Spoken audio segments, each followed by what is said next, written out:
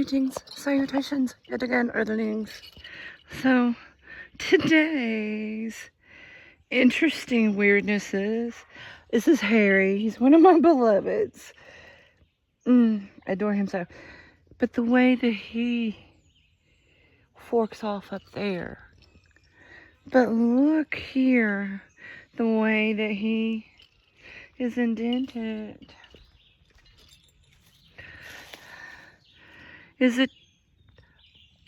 Was he two trees that underneath grew into one?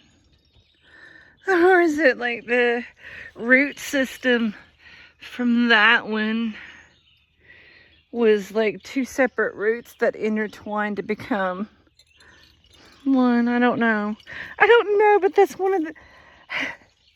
I know that I was trying to hightail it down to the bottom because it's cooler down at the bottom. The creek is just cooler. So, and Puff has been so patient. But I've always wondered about that because he's just too solid. The fact that he's top heavy like that, and yet he's so... I've always wondered at that. Him and... That's Harry. And Harold is down at the bottom. Anyway. From different parts of my tuning. As I walk and step. And every time I step, my feet are like little... Alright, roots. Roots going down to the center of mother and just taking all the uck, and just all the uck is just being like compressed through me like a, and it's just all the uck's being filtered out, and I'm left with the yummy stuff, like what the kidneys do for the body and stuff. For them to function right, we need to get out into what is God's lungs, which is the trees is God's Mother Gaia's lung system, air filtration system. So, and I smoked for a lot of years, y'all. Yeah. So I have always had, hi baby, lung issues, but I was born sick anyway. So allergic to this and allergic to that, and born with an ear infection. Seriously, it was all on my medical records. I had all of those from birth, and they just disappeared. Anyway. You know, the military, when you switch bases, you check your records out and take them with you. So, of course, I kept up with them. And I had my children's because I had my medical records transferred to NASA Wadix, and that's where my daughter was born, and when my husband went into the Air Force. We checked out our all of our records from birth and kept up with them from there. And then when he got out of the military and when he and I went our separate ways, well, they got left at this Dr. Barber's office, who's affiliated with Wake Forest Baptist. So, yeah, all of my health records since the beginning of day one, and that of my children, both of them, was kept up with until her office closed, and then they just disappeared. Where the crap? What did they?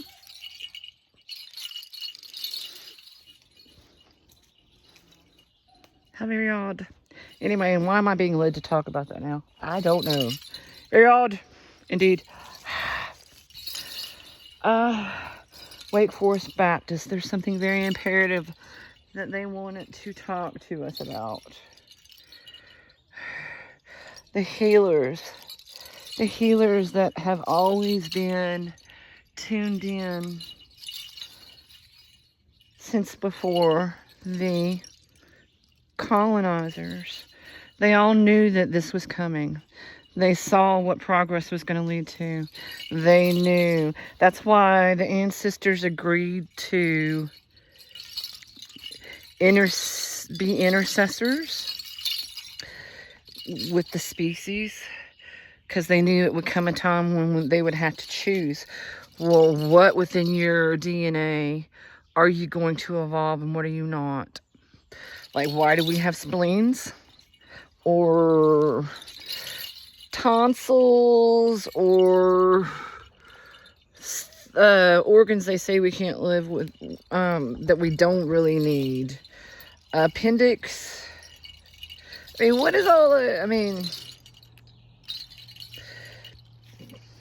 something like that. Anyway, but getting out into nature and tuning in, always seeking within and listening to the body. That's one of the things I was reminded of, is I got this little place right there just kept kind of tweaking at me.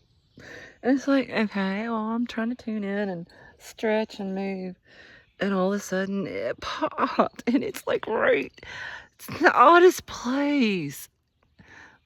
And when it's like something within just released from, it's like, wow, I didn't know I was carrying that. It's like how much of that kind of thing is within our DNA that our body's working out from the ancestors.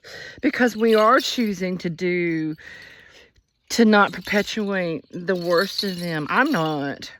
So my ancestors know that I am doing my best, utmost each day, to just, if today all I can do is get out and dance in the woods for 15 minutes and wash my dishes and make myself something to eat, and find some way to be kind to myself, then that is an accomplishment, and that's okay.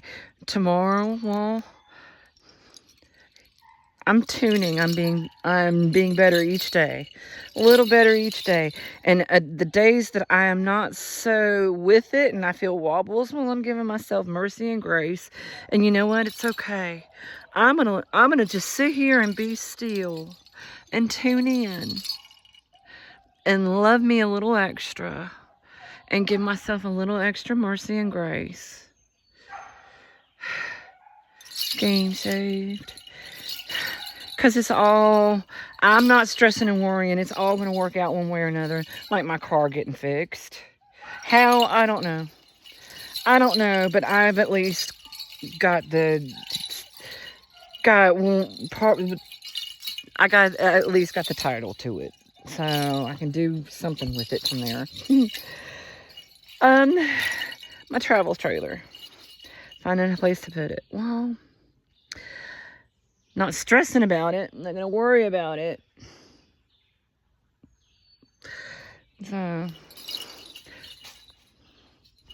something in my knower of knowers knows, though, that I'm not, when I leave out of here from my sons, it's going to be with my husband. My one's coming. He's been on his way. We have just been working through the cyclical stuff that we had to heal generationally, because I'm ready to have fun. I'm ready to do all the good stuff. I'm ready to allow myself to be loved right and not knee-jerk, because brothers, y'all, you don't get raised up by my pawpaw, who believed wrestling was real, y'all. He did. And here I am, look. I'm not even 2 yet, and I am realizing, he thinks that's real.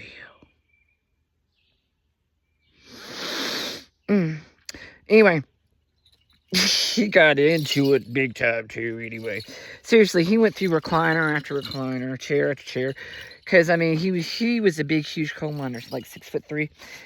And he was big powerhouse of a man. He was muscle.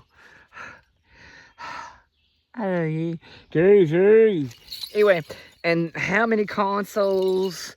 Because he get pissed. Man, they'd start getting up there smack talking to his beloved. He had his favorites. Dusty Rose, brother. I met him in person too. One of the most amazing souls. I was so excited. My daughter really doesn't remember it, but my son does. My son and he was smaller too. He very much remembers that. Yeah, he came through Winston-Salem, and we waited, and when it come our turn, there was his eyes and my eyes locked for a second, and it just come over me and out my mouth. It came. I said, "Can you say it for me one good time, Big Daddy?" And he looked at me and he broke out in this big old smile and he goes, "Funky like a monkey, baby. Now come give Big Daddy some sugar."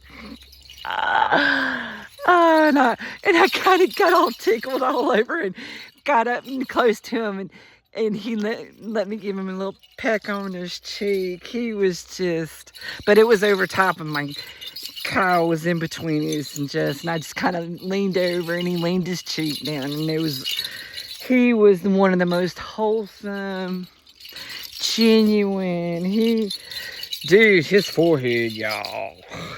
It's like, yeah, I knew that was fake. Because, I mean, their foreheads was little gashes and so. Anyway, but yeah. Funky like a monkey, baby. Come give Big Daddy a kiss. It was awesome. Yeah, my son remembers that. So I love that I got to take them to do things like that. Okay, I was telling about my mom on the other one. Then it got cut off. All right, so my 13th birthday, Mom was going to make a big deal out of it. And she said, "What do you want for your birthday?" And this was right when Mickey Doubt came to Cherry Point, and she was pregnant, very obviously pregnant. And I didn't really think nothing about it, and I went up to her to welcome her because I held do. And I was like, "Hey, I'm Shelly. What's your name?" And she told me. I said, "Oh, you're pregnant." And she got, all of a sudden, she bucked up. I was like, whoa. I said, look, I said, "It's just obvious, and you're wearing that jumper, and you look so cute." And her and her mom had made that jumper. And I just got her, but she bucked up because she was ready to be defensive and attacked. I was like, whoa. No. I mean, you're pregnant. Just calm down. Hello. Okay, it happens. I mean, I grew up in the military, and my mom had Chris at, was she 15 or 16? I don't know, and I think my mom was probably same age when her and Papa got together, or maybe younger. I don't know. I can't remember. Anyway, but Mom asked me what I wanted for my 13th birthday after that, and I said, "Well, honestly, Mama, I'd kind of, instead of having a birthday party, could you let me throw a baby shower for Mickey?" And my mama, who was first sergeant's wife at the time, this before he made sergeant major, this was on base, y'all, so this was a big deal. And there was a lot of women and stuff that got snooty over people moving in with their 13-year-old pregnant. They didn't know the circumstances or nothing, but they were quick to judge. And for my mom to say, "Oh, absolutely." And that's, so instead of having a birthday party, I've never had a birthday party, except for what Bud did my 18th. He kind of sort of did. which a bunch of us got together and got stoned and had a McDonald's birthday cake, and which those were awesome. They used to be amazing anyway. Love those. Yum. Anyway, and so we gave her a baby shower, and that really stood up to a lot of people and made it easy. I mean, y'all may not read into it anything of importance, but my mom doing that for me, being first sergeant's wife, and knowing the military puts a lot of, y'all just don't understand some of the silly competitive stuff that goes on in places like that, when you've got a lot of egos and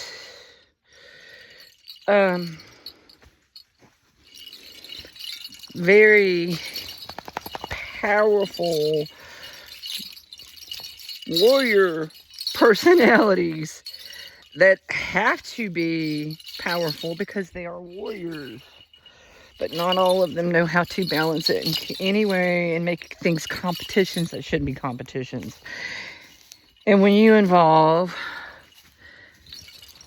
wives and they have their own subset of hierarchy, and it's a whole different environment. So, and that's the year Mom gave me a huge Holly Hobby birthday cake, and she was pushing a baby carriage. Y'all, I had pictures of it. It was the most beautiful birthday cake I ever had. And that was the year that she got me my parakeet. His name was Petey.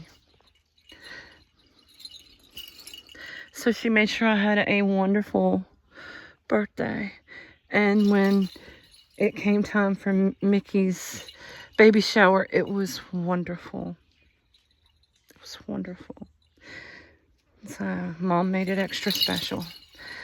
And we were not one to give things like that. I mean, we just didn't plan things. I mean, Dad was the one that planned the barbecues, y'all. He would get the guy, and it was, I don't know, maybe it was Uncle Jess and Bugs too, that they would just all get together, and pretty soon we had one of the most kick-ass yard parties that lasted all weekend with the squad coming. It was amazing. And Aunt Judy putting her ass through the window, and big booty Judy. Seriously, that did happen. I ain't lying about it.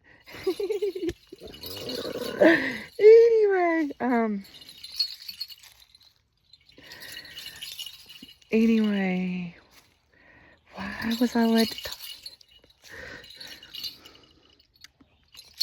So yeah, those things mattered.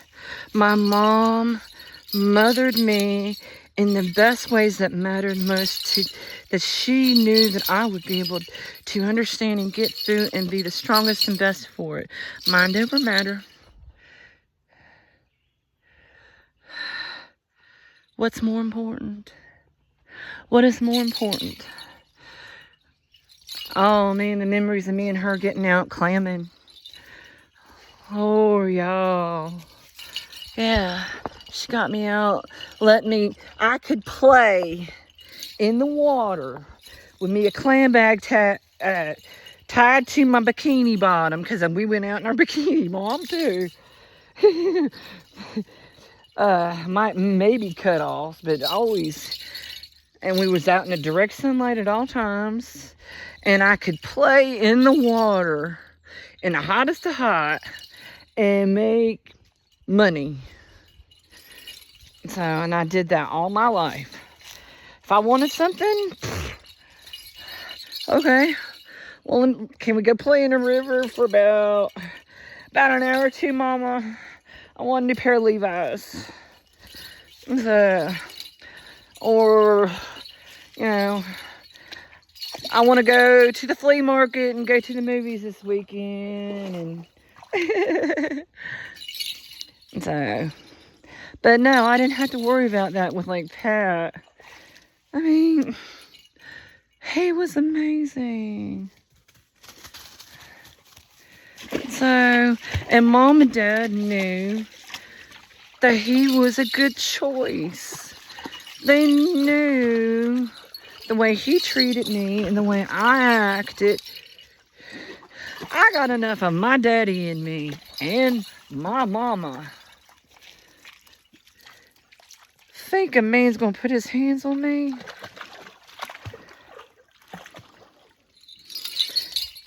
I learned enough from my brothers, they might do it once.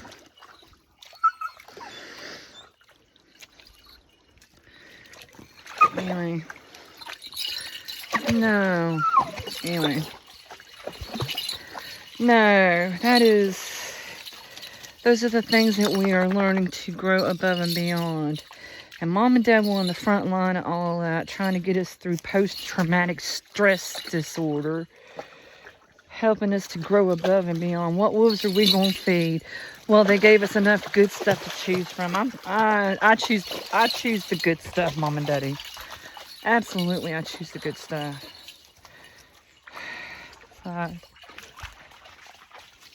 Yeah. And no, my papa couldn't read or write, but he could do sums in his head faster than a computer could. And he pattern recognized. So I think that he had dyslexia as well. And so my aunt does too, and she does that with numbers. She gets numbers mixed up bad. So part of it. Anyway. Can I get past you, please? Excuse me, darling. Hello. He's holding up progress here, darling. I didn't want to go this way. Thank you. I know I wasn't trying to come this way, honey. He's giving me no choice, really. I did not mean to disturb your web. You did make it so that I can. That was all clear, y'all. And he made me come this way, so now I had to mess up her web. Could you stop? That's not neighborly of you. Very sorry, Mrs. Rogers. Very sorry. He's not being very neighborly. Very sad. Anyway. It is, the heat index is over, if I'm not mistaken, they said 106 when I came down here. So, when it gets this kind of hot, this is the best place to be. So, and he has been so patient. So yeah, in all the very best ways. What wolves are you feeding? What are you perpetuating, y'all? Stop focusing on all the negative and understand that it had to happen for a reason. Them dominoes to be put into effect to make you exactly who you are right now. And it's been a wild ride, y'all. Interesting, fascinating, amazing glimmers during the days that I've always looked for and enjoyed and savored. And anybody that has ever been around me will tell you that they have heard me show when God shows up for me, him and the angels, and they show out, y'all, big time. Anyway, mucho lovo.